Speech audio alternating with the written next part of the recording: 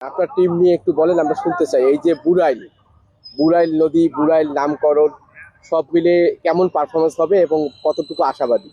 সবচেয়ে বড় জিনিস যেটা সেটা হচ্ছে যে টিসিএ বিগত দিনেও এই টুর্নামেন্টের অ্যারেঞ্জমেন্ট করেছিল।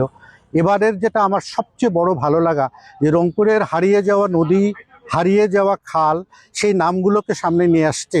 এই নামটা অন্ততপক্ষে আজকের এই খেলার মাধ্যম দিয়ে বাংলাদেশের মানুষ জানবে। এই বুড়াইল নদী হারিয়ে গিয়েছিল, বুড়াইল সম্বন্ধে কোনো ধারণা ছিল না।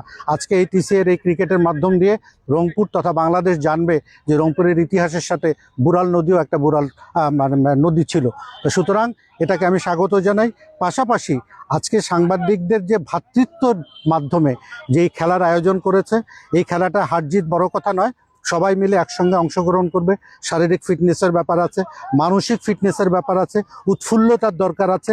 সকলে মিলে এই সবুজ চত্বরে, সবুজ মাঠে সবাই মিলে নিজের আত্মাটাকে আমরা যেন সবুজ করি, এ বাংলাদেশকে যেন আমরা সবুজে যেন ভাসিয়ে দিতে পারি। এ বাংলাদেশ যেন হয় ভ্রাতৃত্বের, এর বাংলাদেশ যেন হয় ক্রিকেট আমোদি, এবং এই বাংলাদেশ জন্য তাকিয়ে থাকে, রংপুর টিসিএর দিকে তাকিয়ে থাকে বাংলাদেশের অন্যান্য জেলার সাংবাদিকরা, যে রংপুর আজকে এই টিসিএর মাধ্যমে খেলাধুলাকে অনেক দূর এগিয়ে নিয়েছে এবং তারা প্রমোট করছে।